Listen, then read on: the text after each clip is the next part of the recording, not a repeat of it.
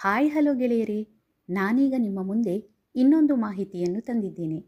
ಅದೇನೆಂದರೆ, ನಿಮಗೆ ಗೊತ್ತಾ, ಮಳೆಗಾಲ ಯಾರಿಗೆ ತಾನೇ ಇಷ್ಟವಿಲ್ಲ ಹೇಳಿ.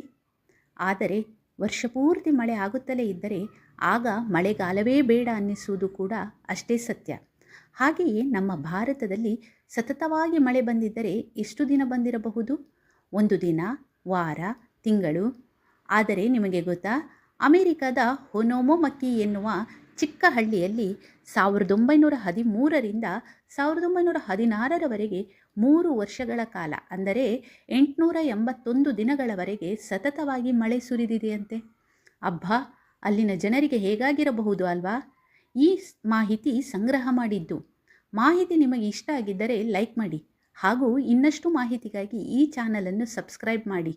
ಮುಂದಿನ ಮಾಹಿತಿಯೊಂದಿಗೆ ನಿಮ್ಮನ್ನು ಭೇಟಿಯಾಗುವೆ. ಗುಡ್ ದಿನ.